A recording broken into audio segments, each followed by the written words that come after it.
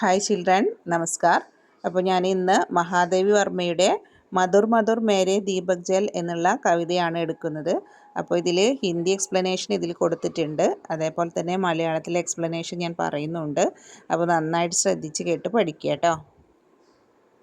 നമുക്ക് മഹാദേവി വർമ്മയെ കുറിച്ചൊന്ന് നോക്കാം. 1907 की होली के दिन उत्तर प्रदेश के फर्रुखाबाद में जन्मी महादेवी वर्മ്മ की പ്രാരംഭിക ശിക്ഷ ഇൻഡോർ में हुई. അപ്പോൾ ഹോളി ദിവസത്തിൽ ഉത്തർപ്രദേശിൽ ജനിച്ചിട്ടുള്ള മഹാദേവി വർമ്മയുടെ പ്രാഥമിക വിദ്യാഭ്യാസം, ശിക്ഷ എന്ന് പറഞ്ഞാൽ വിദ്യാഭ്യാസം, ഇൻഡോറിലായിരുന്നു. വിവാഹക്കെ ബാത്ത്, വിവാഹത്തിന് ശേഷം പഠായി കുച്ച് അന്തരാൽ സെ ഫിർ ശുരു, തുടർ പഠനം വീണ്ടും ആരംഭിക്കുകയാണ് ഉണ്ടായത്. കുറച്ച് കാലത്തിന് ശേഷം വീണ്ടും പഠനം ആരംഭിച്ചു.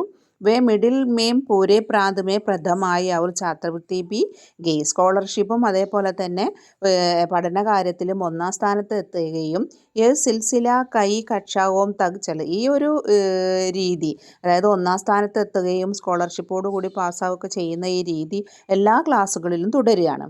ബൗദ്ധ ഭിക്ഷുണി ബനന, അതായത് ബുദ്ധ സന്യാസിനി ആയിട്ടായിരുന്നു ആഗ്രഹം ഉണ്ടായിരുന്നത്. ലേക്കിൻ മഹാത്മാഗാന്ധിക്ക് ആഹ്വാന പ്രകാരം സാമാജിക കാര്യവും സെ ജുഡ്ഗയെ, സാമൂഹ്യ പ്രവർത്തനങ്ങളിലൊക്കെ ഏർപ്പെട്ടു. ഉച്ചശിക്ഷ കേലിയെ വിദേശ് ന ജാക്കർ നാരി ശിക്ഷാ പ്രസാർ മേ ജുഡ്ഗയെ, അപ്പോൾ ഉയർന്ന പഠനത്തിന് വേണ്ടി വിദേശത്തേക്ക് പോകാതെ സ്ത്രീകളുടെ വിദ്യാഭ്യാസത്തിന് വേണ്ടിയിട്ട് കൂടുതൽ പ്രയത്നിക്കുകയാണ് ചെയ്തത്. സ്വാതന്ത്ര്യ ആന്തോളൻ ബി ഭാഗ്, സ്വാതന്ത്ര്യ സമരങ്ങളിലൊക്കെ വളരെയധികം പ്രയത്നിക്കുകയും ചെയ്തിരുന്നു.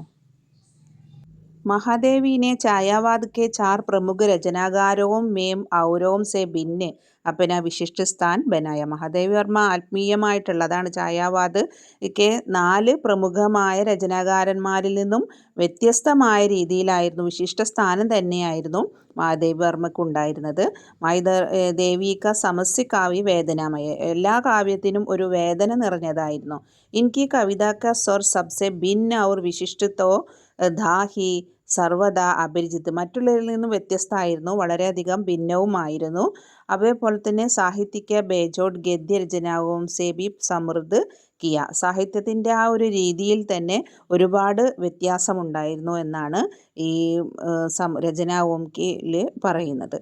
അതേപോലെ തന്നെ 11 സിതംബർ 1987 ഉൻകോ ദേഹാവസാൻ ഹോ, അങ്ങനെ 1987 1987 അവർ മഹാദേവി അമ്മ മരണപ്പെടുകയുണ്ടായി. ഉन्होंने ജ്ഞാനപീഠ പുരസ്കാർ സഹിത് പ്രായ് സഭി പ്രതിഷ്ഠിത പുരസ്കാരം സി സമ്മാനിത് കിയാ ഗയാ ഹെ, അപ്പോൾ അവരെ തേടിയിട്ട് ജ്ഞാനപീഠ പുരസ്കാരം അതുപോലെ തന്നെ ഒരുപാട് പുരസ്കാരങ്ങളൊക്കെ അവരെ തേടി എത്തിയിട്ടുണ്ട്. ഭാരത സർക്കാരിനെ 1956 പദ്മഭൂഷൺ അലങ്കൃതമായിട്ടുള്ള അവാർഡുകളും അവർക്ക് നൽകിയിട്ടുണ്ട്.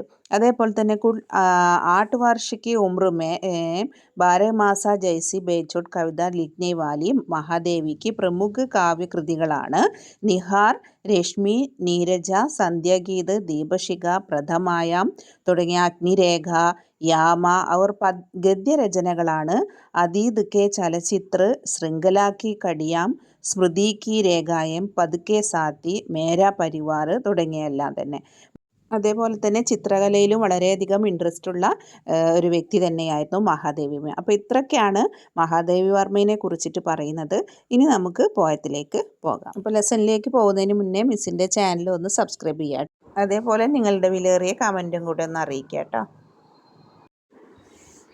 ഇപ്പോൾ മധുർ മധുർ മേരെ ദീപക് ജൽ, മധുരമായ വളരെ സ്വീറ്റായിട്ടുള്ള മേരെ ദീപക് ജൽ, എൻ്റെ പ്രകാശം, അല്ലേ, പ്രകാശം ജ്വലിക്കുകയാണ്. യുഗയുഗങ്ങളായിട്ട് പ്രതിദിൻ, എല്ലാ ദിവസവും, പ്രതീക്ഷൻ, അതേപോലെ അല്ലേ, ഓരോ മണിക്കൂറും ഓരോ നിമിഷവും, പ്രിയതം കാ പദ്, പ്രിയതമിലേക്ക് എത്താനുള്ള വഴി, ആലോകിത് കർ, അപ്പോൾ പ്രിയതമിലെത്താനുള്ള ആ വഴി എന്ത് ചെയ്യാണ്, പ്രകാശിക്കുകയാണ്, അല്ലെങ്കിൽ ആ പാതയിലേക്ക്, പ്രിയപ്പെട്ടവനിലേക്ക് എത്താനുള്ള ആ പാത എന്ത് ചെയ്യാണ്, പ്രകാശിപ്പിക്കുകയാണ് ചെയ്യുന്നത്. അപ്പോൾ എന്താണ് ഇവിടെ കവി എന്ന് പറഞ്ഞാൽ, ഈ കവിതയിൽ ദൈവത്തിനോടുള്ള അപാരമായ വിശ്വാസമാണ് കാണിക്കുന്നത്. മാത്രമല്ല വിശ്വാസത്തിൻ്റെ സഹായത്തോടെ തന്നെ പ്രിയപ്പെട്ടവൻ്റെ ആ ഭക്തിയിൽ ലയിക്കാൻ അവൾ ആഗ്രഹിക്കുകയാണ്. അപ്പോൾ മഹാദേവിജി തൻ്റെ ഹൃദയത്തിലെ ഉള്ളിൽ സ്ഥിതി ചെയ്യുന്ന ആ വിശ്വാസത്തിൻ്റെ വിളക്കിനെയാണ് ഇവിടെ എന്ത് ചെയ്യുന്നത്, അഭിസംബോധന ചെയ്യുന്നത്. അപ്പോൾ ഓരോ നിമിഷവും ഓരോ മണിക്കൂറും എല്ലാ ദിവസവും എല്ലാ സമയത്തും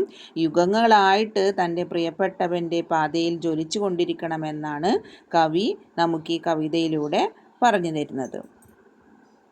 അപ്പോൾ കവയിത്രിക്കുള്ള വിശ്വാസത്തിൻ്റെ ആ ബലമാണ് പ്രകാശത്താൽ നമ്മളോട് ദൈവത്തിൻ്റെ രൂപം എപ്പോഴും നമ്മുടെ മനസ്സിൽ പ്രകാശത്താൽ ഉണ്ടാകട്ടെ എന്നാണ്. ആ വിശ്വാസം ഒരിക്കലും തകരരുത്, വിശ്വാസം ഒരിക്കലും എന്ത് ചെയ്യരുത്, അണയരുത് എന്നാണ്. അപ്പോൾ ഞാൻ ഈ കവിതയുടെ വ്യാഖ്യാനം ഒന്ന് പറഞ്ഞുതരാം.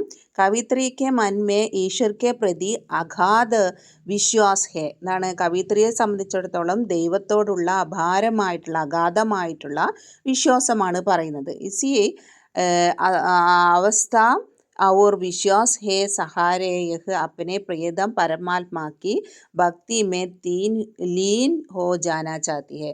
ഈ വിശ്വാസത്തിൻ്റെ സഹായത്തോടെ തന്നെ തൻ്റെ പ്രിയപ്പെട്ട ദൈവത്തിനെ ആ ഭക്തിയിലേക്ക് ലയിക്കാനായിട്ട്, ഭക്തിയിലേക്ക് പോകാനായിട്ട് അവൾ എന്ത് ചെയ്യണം, ചാത്തി ഹെ, ആഗ്രഹിക്കുന്നു. അപ്പോൾ ആ ദൈവത്തിലേക്ക് അലിഞ്ഞു ചേരാനായിട്ട് പ്രകാശത്തോടു കൂടെ പ്രാർത്ഥനയിലൂടെ ദൈവത്തിലേക്ക് എത്താനായിട്ട് കവി ആഗ്രഹിക്കുകയാണ്.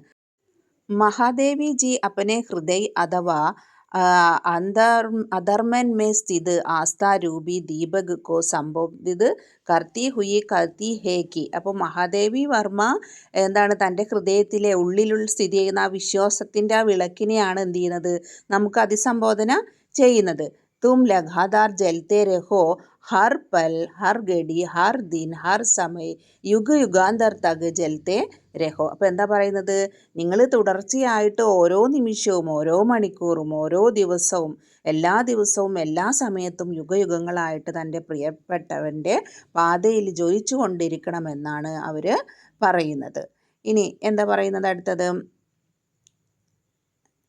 താക്കി മേരെ പരമാത്മാ രൂപി പ്രേംതം കാ പദ സദാ തുമാര പ്രകാശ് എന്താണ് ജഗം ഗാഥ രഹാ ഹെ. യാ ഹെ कि मेरी आस्था कभी न टूटे, विश्वास रूपी दीप का भी न उजे है. ईश्वर भक्ति के लिए मेरा यह दीप सतत जलता रहे. अपने मन के वाद कवित्री अपने तेन की ओर देखती और कहती है कि मेरा तन तो बहुत विश्वादून बन. അപ്പോൾ ദൈവത്തിൻ്റെ ആ രൂപം എപ്പോഴും നിങ്ങളുടെ പ്രകാശത്താൽ ഉണ്ടാവട്ടെ എന്നാണ് പറയുന്നത്. അതിൻ്റെ വിശ്വാസം ഒരിക്കലും എന്ത് ചെയ്യരുത്, തകരരുത്, അണയരുത് എന്നാണ് പറയുന്നത്. അപ്പോൾ ഇവിടെ ഈശ്വരഭക്തിക്കായിട്ട് നമ്മൾ എപ്പോഴും ഈ വിളക്ക് തുടർച്ചയായിട്ട് ജ്വലിക്കൂലേ, നമ്മൾ ആ ഭക്തി പ്രാർത്ഥനയുടെ സമയത്ത് വിളക്ക് കൊളുത്തുന്നു, ആ ഒരു വെളിച്ചം ഈശ്വരനോട് നമ്മുടെ പ്രാർത്ഥന ചെയ്യുന്നു. അപ്പോൾ അവളുടെ മനസ്സിൽ അവളുടെ ശരീരത്തിലേക്ക് തന്നെ അല്ലെങ്കിൽ അവൾക്ക് ഈശ്വരനോടുള്ള എന്താണ്, ഈശ്വരനിലേക്ക് എത്താനുള്ള മാർഗമായിട്ടാണ് കവി കാണുന്നത്. ധൂപ് ഫൈല വിബൽ ധൂപ് ബൻ മൃദുൽ മോം സ ദുൽസെ മൃദൂതൻ. അപ്പോൾ സൗരഭ്യം ഇങ്ങനെ എന്താണ്, എന്ത് കത്തിച്ചിട്ടാണ്, ധൂപങ്ങൾ കത്തിച്ചുകൊണ്ട് ലോകം മുഴുവൻ സുഗന്ധം പോലെ മൃദുൽ മോം സ മൃദുലമാകുന്ന മെഴുകു പോലെ അല്ലേ, ഗുൽക്കെ മൃദൂതൻ നമ്മുടെ ശരീരം. അപ്പോൾ തൻ എന്ന് പറഞ്ഞാൽ നമ്മുടെ ശരീരം എന്തുപോലെ, മൃദുൽ മോം എന്ന് പറഞ്ഞാൽ മെഴുക് പോലെ എന്ത് ചെയ്യണ്, നമ്മൾ അലിഞ്ഞ് കത്തിച്ചില്ലാതെയാക്കണം എന്നാണ്. എങ്ങനെയാണ് ഇല്ലാതാക്കേണ്ടത്, ദേ പ്രകാശ് കാ സിന്ധു അപരിമിത് തേരെ ജീവൻ കാ അണു ഗൽ ഗൽ. അതായത് നമ്മുടെ മൃദുവായ മെഴുക് പോലെ നമ്മുടെ ശരീരത്തിൽ കത്തിച്ചുകൊണ്ട് ദൈവത്തിനെ ആരാധിക്കുകയാണ് ഉദ്ദേശിക്കുന്നത്. അങ്ങനെ ആകുമ്പോൾ നമ്മുടെ അഹംഭാവത്തെ മായ്ച്ചു കളയുകയും പൂർണ്ണമായി നശിപ്പിക്കുകയും വേണം. അപ്പോൾ ഒരു തുടർച്ചയായിട്ട് കത്തിച്ചാൽ മെഴുക് ഉരുകുന്നത് പോലെ നമ്മുടെ പ്രിയപ്പെട്ട ദൈവം നമ്മുടെ ശരീരത്തിൽ ആരാധിക്കുമ്പോൾ നമ്മുടെ അഹംഭാവം എന്ത് ചെയ്യാണ്, നശിക്കണമെന്നാണ് പറയുന്നത്. അപ്പോൾ അഹംഭാവം ഉരുകുന്നതിനൊപ്പം നമ്മുടെ ജീവൻ്റെ ഓരോ തന്മാത്രയും ഓരോ കണങ്ങളും ചെറുതും വലുതുമായ അഹംഭാവങ്ങൾ അപ്രത്യക്ഷമാവുകയും ചെയ്യുന്നു. അപ്പോൾ ഇവിടെ കവി ഉദ്ദേശിക്കുന്നത് എന്താണ്, നമ്മുടെ മനസ്സ് ഈശ്വരഭക്തിയിൽ നമ്മുടെ മനസ്സും ശരീരവും മുഴുകാനായിട്ട് കവി പ്രകാശത്തിലൂടെ ആഗ്രഹിക്കുന്നു. അപ്പോൾ എന്താണ് വ്യാഖ്യയിൽ പറയുന്നത്, ജിസ് പ്രകാർ ധൂപ और अगरबत्ती സ്വയം ജൽ ജൽക്കർ സമസ്ത വിശ്വക്കോ സുഗന്ധിത് കർദേത്തെ അല്ലേ. ലോകം മുഴുവൻ എന്ത് ചെയ്യാണ്, ചന്ദനത്തിരി അതേപോലുള്ള ധൂപങ്ങളൊക്കെ കത്തിച്ചിട്ട് പ്രകാശം ചൊരിയുന്നത് പോലെ ആണ് നമ്മുടെ ശരീരത്തിലുള്ള സൽക്കർമ്മങ്ങൾ കൊണ്ട് ലോകം മുഴുവൻ എന്ത് ചെയ്യാൻ, പ്രകാശം നിറക്കാൻ, സുഗന്ധം നിറക്കാനായിട്ട് പറയും. ठीक उसी प्रकार मेरे ये शरीर पर विशाल धूप बनकर निरंतर जले और समस्त संसार को अपने सൽക്കർമ്മോं की सुगंध से भर ദേ എന്ന് പറയുന്നത്. അപ്പോൾ ഈ ധൂപങ്ങൾ കത്തിക്കുന്നത് പോലെ തുടർച്ചയായിട്ട് കത്തിക്കും, ലോകം മുഴുവൻ നമ്മുടെ സൽക്കർമ്മങ്ങൾ സുഗന്ധം നിറക്കുകയും വേണമെന്നാണ്. മെഴുക് പോലെ അവർ ശരീരം തുടർച്ചയായി കത്തിച്ചു കൊണ്ട് എന്നുകൊണ്ട് ഉദ്ദേശിക്കുന്നതാണ്. അതായത് ദൈവത്തെ ആരാധിക്കുമ്പോൾ ആ അഹംഭാവം ഉരുകി മായുകയും പൂർണ്ണമായി നശിപ്പിക്കുകയും വേണം. അങ്ങനെയാകുമ്പോൾ മെഴുകുരുക്കുന്നത് പോലെ നമ്മുടെ പ്രിയപ്പെട്ടവൻ ദൈവത്തെ ആരാധിക്കുമ്പോൾ നമ്മുടെ അഹംഭാവം എന്തായി മാറും? നശിച്ചു പോകുമെന്നാണ് പറയുന്നത്.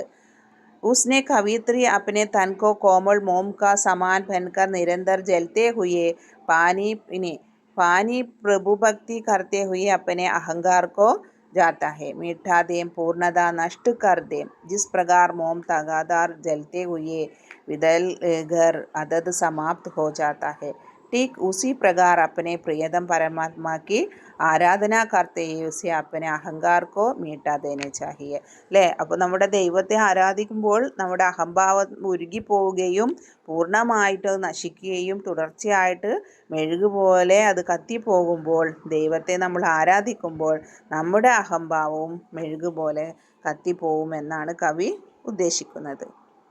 അപ്പോൾ ഈശ്വരഭക്തി എന്നുള്ള വിശ്വാസം പ്രകാശിപ്പിച്ചുകൊണ്ട് മെഴുകു പോലെയുള്ള നമ്മുടെ ശരീരത്തിലുള്ള അഹംഭാവമെല്ലാം തന്നെ കളഞ്ഞ് പ്രകാശസാഗരം വ്യാപിക്കുകയാണ്. എന്ന് മാത്രമല്ല നമ്മുടെ ശരീരവും മനസ്സും ഈശ്വരഭക്തിയിൽ മുഴുകാനാണ് കവി ആഗ്രഹിക്കുന്നത്. सारे शीतल कोमल नूतन मांग रहे तुझसे ज्वाला कण, विश्व शलभ सिर धुन करता में हाय न जल पाया तुझ में मिल, सिहर सिहर मेरे दीपक സിഹർന തന്നെ വിറച്ചിട്ട് വിളക്ക് കൊളുത്തുക എന്നാണ്. അപ്പോൾ കോമളമായിട്ടുള്ള അല്ലെങ്കിൽ വളരെ തണുത്തിട്ടുള്ള നൂതനമായിട്ടുള്ള എന്നൊക്കെയാണ് അർത്ഥം വന്നത്. അപ്പോൾ ഇവിടെ ഉദ്ദേശിക്കുന്നത് എന്താ വെച്ചാൽ വളരെ വിറയലോട് കൂടിയിട്ടാണ് കവി ചിത്രശലഭത്തിൻ്റെ രൂപത്തിൽ കവി കൊല്ലാനായിട്ട് ആഗ്രഹിക്കുകയാണ്. വിശ്വാസത്തിൻ്റെ ആ വിളക്ക് ഒരു വലിയ വിറയലോടെ കത്തിക്കാനായിട്ടാണ്. ഇവിടെ ലോകത്തിൻ്റെ ക്ഷേമവും സമാധാനവുമാണ് കവി ഉദ്ദേശിക്കുന്നത്. അപ്പോൾ അതേപോലെ തന്നെ എന്താണ് പറയുന്നത്? ജലത്തെ നബ് സേ ദേക്ക് കർ, ജലത്തെ കത്തിക്കൊണ്ടിരിക്കുന്ന നബ് സേ മിന്നിക്കൊണ്ടിരിക്കുന്ന നബ് സ്റ്റാറിനെ നോക്കിയിട്ട് എന്താ പറയുന്നത്? അസംഖ്യ അല്ലേ, അസംഖ്യമായ എണ്ണയാൽ തീരാത്ത അത്ര എന്തുണ്ട് നക്ഷത്രങ്ങളുണ്ട്. പക്ഷേ അതിനെ നോക്കിയിട്ട് ആ നക്ഷത്രങ്ങളെ നോക്കുമ്പോഴെല്ലാം കവി എന്താണ് പറയുന്നത്? സ്നേഹഹീൻ ഇത് കിത്തിനെ ദീപ് അല്ലേ, സ്നേഹമില്ലാത്തൊരു വെളിച്ചമായിട്ടാണ് കവിക്ക് തോന്നുന്നത്. ജൽമയ് സാഗർ കാ ഉർ ജൽത്ത, അതായത് ജലമയമായ സാഗരത്തിൻ്റെ ഹൃദയം കത്തുകയാണ്. എങ്ങനെയാണ്? വിദ്യുതിലെ ഗിർത്ത അല്ലേ, ഇടിമിന്നലോടുകൂടെ എന്നാണ് പറയുന്നത്. ഹേ ബാദൽ വിഹംസ് വിഹംസ് മേരെ ദീപക് ജൽ, അതായത് ഈ സമുദ്രത്തിലെ ജലം ചൂടാകുകയും അത് നീരാവിയാവുന്നു അല്ലേ, മേഘമായി മാറുന്നു. എന്നിട്ട് എന്ത് ചെയ്യാണ്? ഇടിമിന്നലിനോടൊപ്പം ആകാശത്ത് കനത്ത മേഘമായിട്ട് പ്രത്യക്ഷപ്പെടുന്നു. അപ്പോൾ ഈ വെള്ളം കത്തുന്നു എന്ന അർത്ഥം ഉദ്ദേശിക്കുന്നത് എന്താണ്? ലോകത്ത് സമാധാനവും സമ്പത്തും എല്ലാം നിറഞ്ഞവരാണെങ്കിൽ വിശുദ്ധരാവണം അല്ലേ ആളുകൾ. അപ്പോൾ അവിടെയുള്ള ആളുകളെല്ലാം വിശുദ്ധരാണ്. അപ്പോൾ അവരുടെ ഹൃദയങ്ങൾ അസൂയയും വിദ്വേഷവും ഒക്കെ എന്ത് ചെയ്യണം? തീയാകുന്ന ആ ജ്വാലയിൽ ജ്വലിച്ച് ഇല്ലാതെയാകണം. എല്ലാവർക്കും സമാധാനവും സന്തോഷവും ഇപ്പം ലഭിക്കുന്നില്ല. അപ്പോൾ അത്തരമൊരു സാഹചര്യത്തിൽ കവി തൻ്റെ ഹൃദയത്തിലെ വിശ്വാസത്തിൻ്റെ വിളക്ക് പുഞ്ചിരിയോടുകൂടി കത്തിക്കുകയും ദൈവത്തിൻ്റെ പാതയിലേക്ക് പ്രകാശം ചൊരിയുകയും ചെയ്യണം. ലോകം മുഴുവൻ ദൈവത്തിൻ്റേതായ പാത പിന്തുടരണമെന്നും ദൈവത്തിലേക്ക് ആ വെളിച്ചം കൊണ്ടുവരണമെന്നുമാണ് കവി ഉദ്ദേശിക്കുന്നത്. അപ്പോൾ അതാണ് എണ്ണിയാൽ തീരാത്ത അത്ര നക്ഷത്രങ്ങളുണ്ട്, പക്ഷെ സ്നേഹമില്ല അല്ലേ. ആളുകൾക്ക് കുശുമ്പും അതേപോലെ തന്നെ ദേഷ്യവും കോപം എല്ലാം നിറഞ്ഞിട്ടുള്ളതാണ്. ആളുകളുടെ മനസ്സിൽ എന്തില്ല? സ്നേഹമില്ല, വിദ്വേഷമാണ് പരസ്പരം അങ്ങോട്ടും ഇങ്ങോട്ടും. അപ്പോൾ ദൈവത്തിൻ്റേതായ വിശ്വാസത്തിൻ്റെ ജ്വാലയിലൂടെ കത്തിച്ചുകൊണ്ട് എന്ത് ചെയ്യണം? നമ്മൾ അതിനെയെല്ലാം ഒഴിവാക്കിയിട്ട് നമ്മൾ നല്ല ഈശ്വരപാതയിൽ എത്തണമെന്നാണ് കവി ഉദ്ദേശിക്കുന്നത്. അപ്പോൾ ഇവിടെ അധ ജഗ് രൂപി പതംഗോം കോ ആത്മാദി ദേനെ കെ ലിയെ കവിത്രി അപ്പനെ ആത്മരൂപി ദീപക് കോ സിഹർ സിഹർ കർ ജൽത്തെ കെ ലിയെ കത്തി ഹേ എന്താ പറയുന്നത്? ലോകത്തിൻ്റെ രൂപത്തിൽ ചിത്രശലഭത്തെ കൊല്ലാൻ കവയിത്രി തൻ്റെ വിശ്വാസത്തിൻ്റെ വിളക്ക് വിറയലോടുകൂടെ കത്തിക്കാൻ ആവശ്യപ്പെടുകയാണ്. എന്താണ്? ലോകത്തിൻ്റെ ക്ഷേമത്തിന് ആണ് കവി ഈ കവിതയിലൂടെ ഉദ്ദേശിക്കുന്നത് അല്ലേ. പിന്നെ എന്താ പറയുന്നത് ലോകക്ഷേമത്തിന് വേണ്ടിയിട്ടാണെന്നും പിന്നെ എന്താ പറയുന്നത് ആകാശത്ത് കവിയുടെ നോട്ടത്തിൽ ആകാശമേ അനവധി എണ്ണിയാൽ തീരാത്തത്ര താരവും കോ ദേക്ക് കർ നക്ഷത്രങ്ങളെ കണ്ടപ്പോൾ കവിത്രിക്കോ ചിന്ത എന്തായിരുന്നു സ്നേഹരഹിത് ഹെ അത് ഇത്രയും നക്ഷത്രങ്ങളെല്ലാം തന്നെ ഉണ്ട്, പക്ഷെ എന്തല്ല ആളുകൾക്ക് സ്നേഹമില്ലാത്തവരാണെന്ന് കവിത്രിക്ക് തോന്നുന്നു എന്നാണ് പറയുന്നത്. പിന്നെന്താ പറയുന്നത് അഭാർ ജലരാശിഷെ പൂർണ്ണസാഗർ ജൽ ജബ് ഗർമ ഹോ ജാത്ത ഹെ പക്ഷെ വെള്ളം നിറഞ്ഞിട്ടുള്ളതായ അവിടെയെല്ലാം ചൂടാണ് അനുഭവപ്പെടുന്നത്. എന്താണ് ബാബ് ബൻകർ വഹ് ബാദലിലെ പരിവർത്തിത് ഹോത്തെ അപ്പോൾ ഈ വെള്ളമെല്ലാം ചൂടായിട്ട് എന്ത് ചെയ്യുന്നു, ചൂടാകുകയും നീരാവിയായി മാറുകയും പിന്നീട് അത് മേഘമായി മാറുകയും അങ്ങനെ ഇടിമിന്നലിൻ്റെ ആകാശത്ത് കനത്ത മേഘമായിട്ട് പ്രത്യക്ഷപ്പെടുകയൊക്കെ ചെയ്യുന്നുണ്ട്. അപ്പോൾ ജൽബാപ്പ് സാഗർ ക ഉർ ജൽത്താ ഹേ താല്പര്യ से संक्षेप में यही लोग आज सांसारिक के ऐश्वर्य वैभव परिपूर्ण होकर भी സദ് ഹെ ഉൻക ഹൃദയിലെ ഈർഷികൃൺ അപ്പോൾ ആളുകളുടെ മനസ്സിലുള്ള ഈ ആകാശത്തെ ഈ ഇതിനൊക്കെ കവി ഉപമിച്ചെങ്കിലും ചുരുക്കി പറഞ്ഞാൽ എന്താണ് സമുദ്രമായ വെള്ളം കത്തുന്നു എന്ന് ഉദ്ദേശിക്കുന്നത് മഹത്വം നിറഞ്ഞവരാണെങ്കിലും ആളുകൾ എന്താണ് വിശുദ്ധരാണ്, അവരുടെ ഹൃദയങ്ങൾ അസൂയയും ദേഷ്യവും ഒക്കെ നിറഞ്ഞതാണ്. അപ്പോൾ നിരന്തരം ജ്വലിക്കുകയാണ് അവർ ചെയ്യുന്നത്. അപ്പോൾ എന്താണ് അവരുടെ ഹൃദയങ്ങൾ അസൂയയുടെയും വിദ്വേഷത്തിൻ്റെയും തീയിൽ നിരന്തരം ജ്വലിക്കുന്നു. അപ്പോൾ ആർക്കും സന്തോഷവും സമാധാനവും ലഭിക്കുന്നില്ല. അപ്പോൾ അത്തരം ഒരു സാഹചര്യത്തിൽ കവയിത്രി തൻ്റെ ഹൃദയത്തിലെ വിശ്വാസത്തിൻ്റെ വിളക്ക് എന്ത് ചെയ്യാണ് പുഞ്ചിരിയോടുകൂടി നീങ്ങാനായിട്ട്, പുഞ്ചിരിയോടുകൂടി കത്തിക്കാനായിട്ട് പ്രേരിപ്പിക്കുകയാണ്. അപ്പോൾ അങ്ങനെ ദൈവത്തിൻ്റെ പാത എന്ത് ചെയ്യാണ് പിന്തുടരുകയും അത് പ്രകാശിക്കുകയും വെളിച്ചം നീങ്ങുകയും ലോകം മുഴുവൻ ദൈവത്തിൻ്റെ ആ ഒരു കയ്യൊപ്പുണ്ടാവുകയും അപ്പോൾ ജനങ്ങളിൽ സന്തോഷവും സമൃദ്ധിയും സമാധാനവും എല്ലാം ഉണ്ടാവുമെന്നാണ്. അപ്പോൾ കവി ദൈവഭക്തിയിലൂടെ നമ്മളുടെ ജീവിതം മുന്നോട്ട് പോകാനാണ് നമുക്ക് കാണിച്ചു തരുന്നത്. അപ്പോൾ ഇത്രയാണ് ഈ ലെസണിൽ ഉള്ളത്. അപ്പോൾ എല്ലാവരും നന്നായിട്ട് ശ്രദ്ധിച്ച് മനസ്സിലാക്കുക. മിസ്സിൻ്റെ ഈ ചാനൽ ഒന്ന് സബ്സ്ക്രൈബ് ചെയ്യുക. Okay, thank you.